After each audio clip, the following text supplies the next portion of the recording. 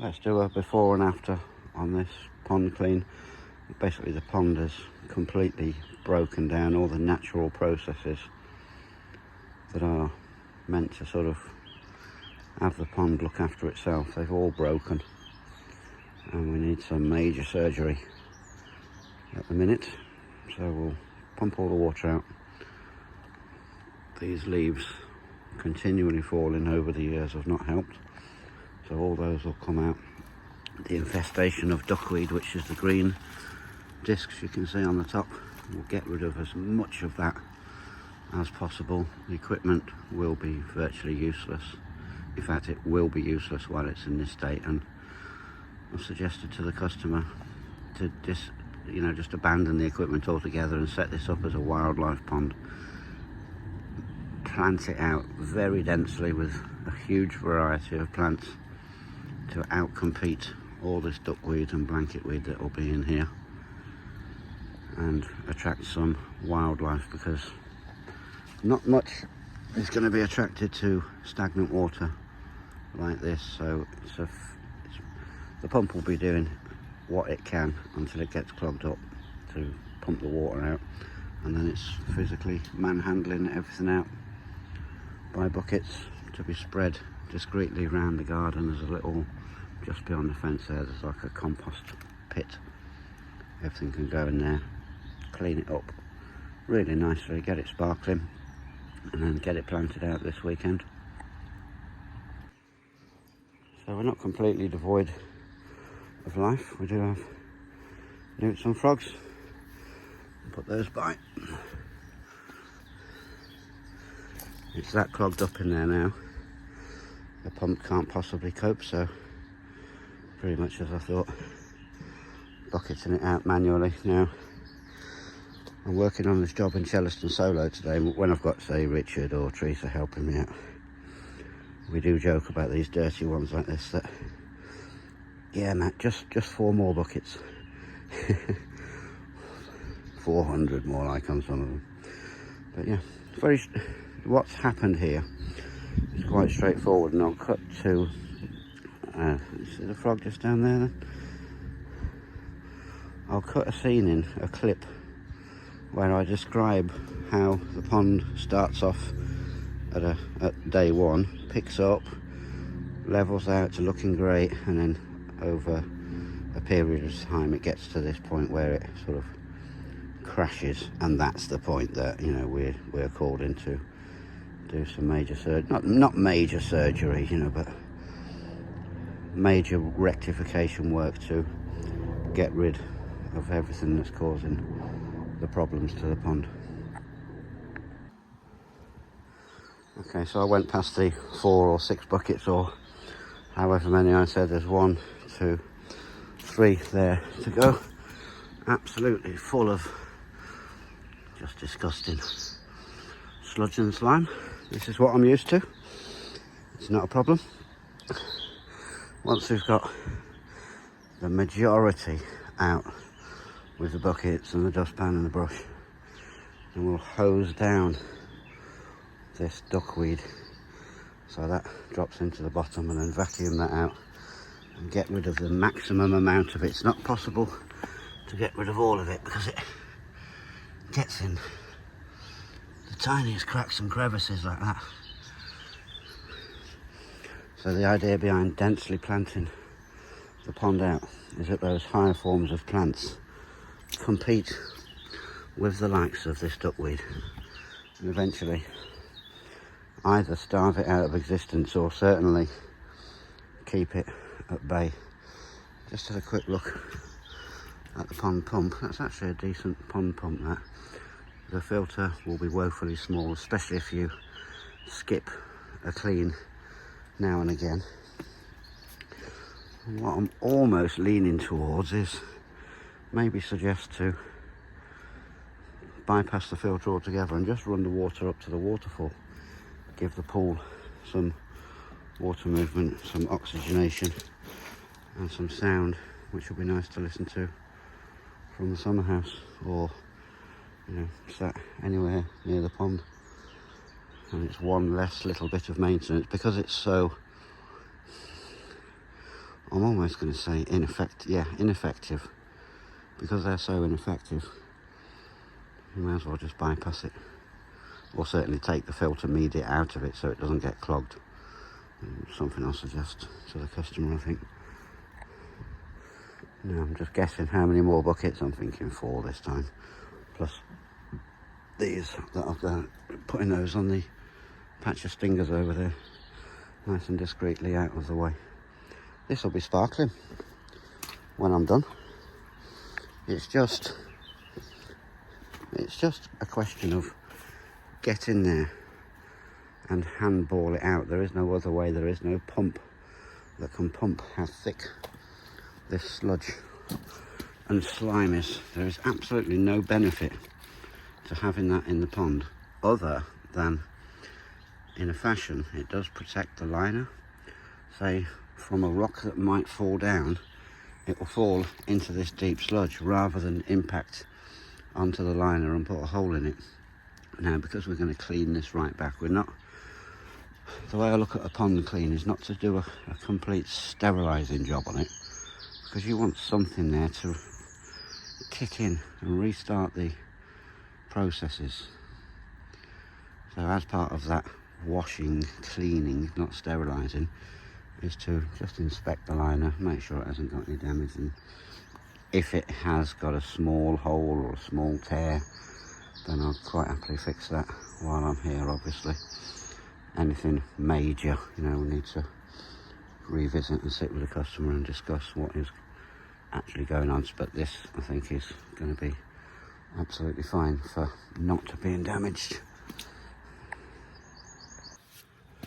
As I was giving this a gentle brush down in preparation for the hosing, old Eagle Eyes has spotted some damage to the liner. Now I can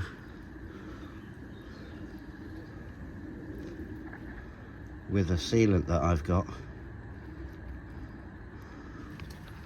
plug that, or I could even use a piece of this spare liner that is underneath the waterfall, and along with my sealant, and fold it over and clamp it with a little clamp that I've got until the sealant sets to a point where the clamp can come off. So having found that, I will be being extra vigilant to look for any more damage. Let's just get this. Yeah, there's another hole there, look. You see it?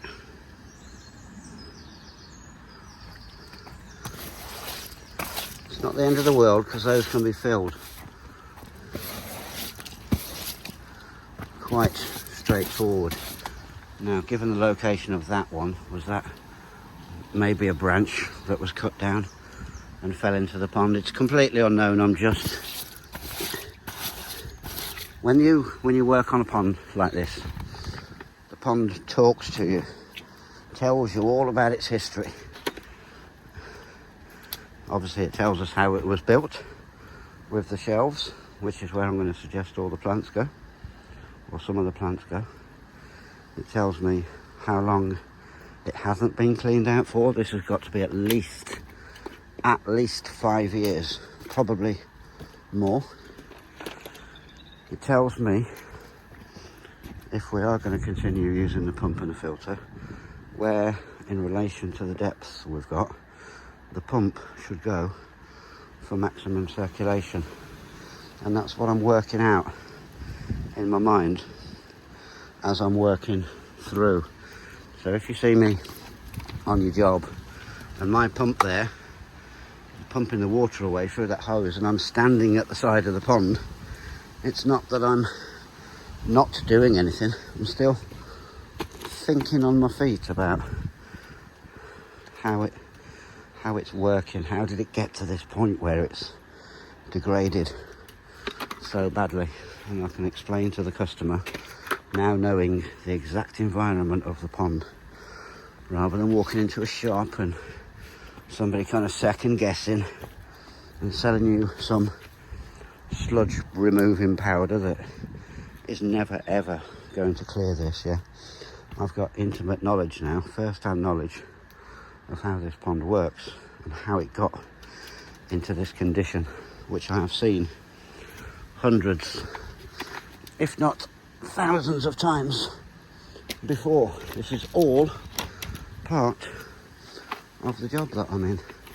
Now we've got another newt there. See old Eagle Eyes, look. We've got another newt there. We'll pop him in that basket till later, and then he can go back in, or put him at the edge of the pond and he'll find his way back in at his own pace, his own leisure. So let's crack on. That is most of the sludge gone. I don't think I've even got another bucket to get out yet, so we'll just go and dump that lot, 5 buckets, over on the stinger pile and crack on. Okay, that's another 1, 2, 3, 4 buckets of water that was used to flush the pond to send the duckweed into the deepest part of the pond. Now I can chase that duckweed forever and a day. Now my trick, I haven't spoken to the customer yet about this bit of damage. The trick is going to be for me to start filling the pond up, and that way the duckweed float to the surface.